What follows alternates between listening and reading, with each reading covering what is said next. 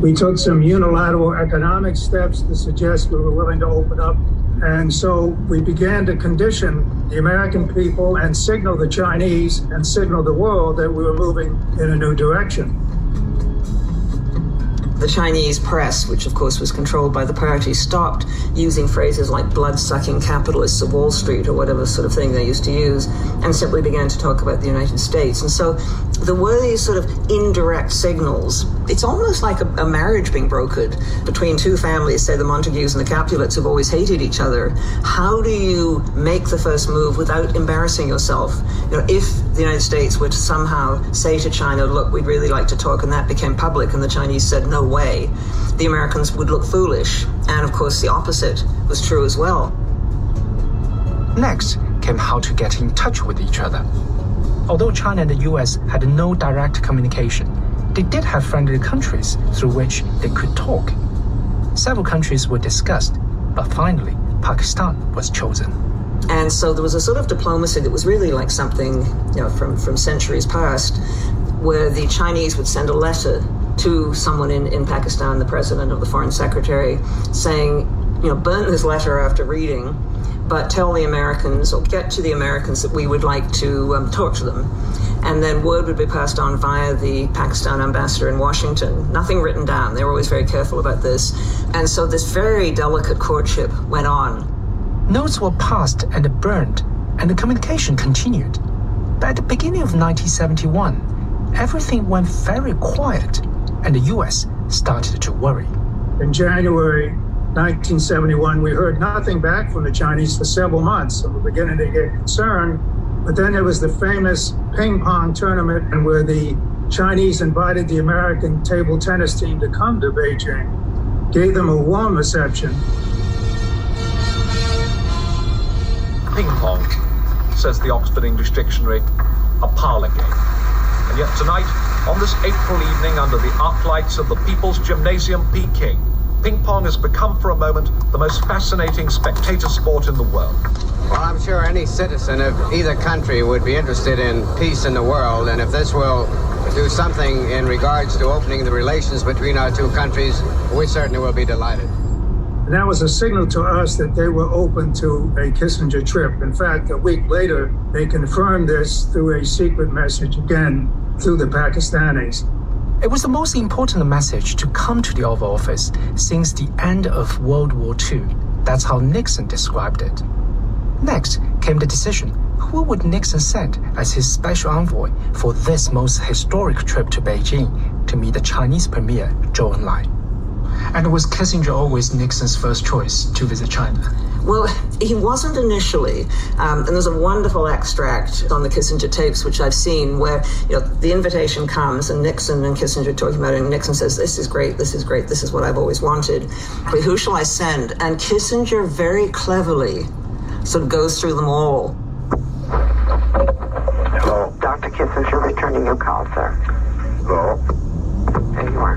These are recordings of those phone conversations between Nixon and Kissinger from April 1971. How about Nelson? No. Can't do it, huh?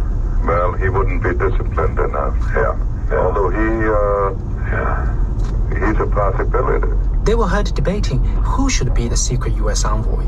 Several names were suggested by Nixon, but finally, Kissinger was selected. Wouldn't have happened if you hadn't stuck to your guns through this period too, you know. Mr. President, you may we played a game, and I think Nixon's playing with Kissinger. I mean, their relationship was this sort of tricky one. So Nixon finally says, well, Henry, would you go? And Kissinger says, if ordered, Mr. President, or, you know, yes, I will. Of course, he was thrilled. I mean, it was sort of one of those great diplomatic moments, and Kissinger, as an historian, I think, was very well aware of that. Once Kissinger was chosen, the date was set for the trip to take place in July. Discussions were had with Kissinger and a select few, including the US ambassador in Pakistan. But Winston Lord had a very particular problem that he had to get around somehow.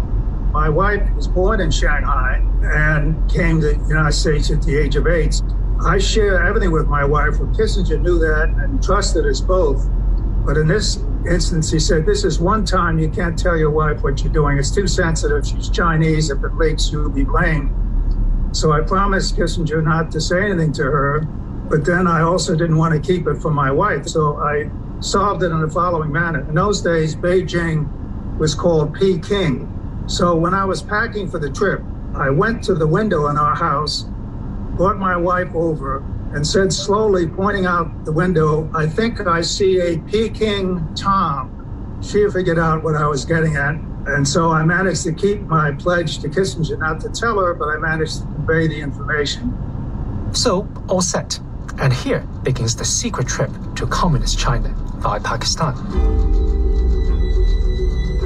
To keep it top secret, there was also a cover story that Kissinger was going to be sick and would need to recover for a few days.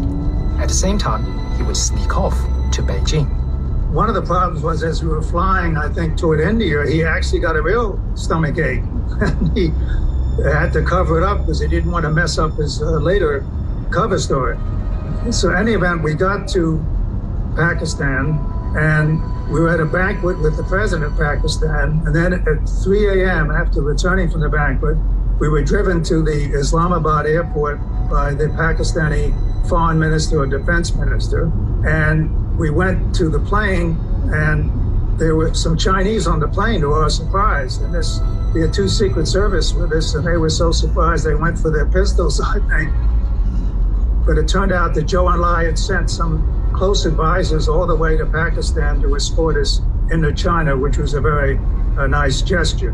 Meanwhile, back in Pakistan, the next 2 days, it was staged that Kissinger went up to this hill house. A Secret Service person slumped in a car with a hat over his head, but went in the sort of early morning, went up to the hill station. A couple of Pakistani ministers called on him to maintain the facade. Anyway, we got on the airplane, and Kissinger, of course, was thinking about the upcoming negotiations, talking to the Chinese hosts. But he was extremely upset because his staff assistant had not packed any shirts for him. And so he was ranting and raving about the lack of shirts. He didn't want to look too ridiculous on this historic trip, however secret. I, of course, turned to Henry and said, you haven't even started negotiating yet with the Chinese, and you've already lost your shirt. So he borrowed one from one of our staff members who was quite tall. He went around in that shirt looking like a penguin. And the shirt said, made in Taiwan. So it was quite amusing, even though it was also dramatic. Finally, the Chinese capital, Beijing, or Peking as it was called at the time. Once they arrived, they were driven through Beijing in a limousine with the curtains drawn and taken to a guest house. Shortly after, they began talking to Zhou Enlai and other senior Chinese officials.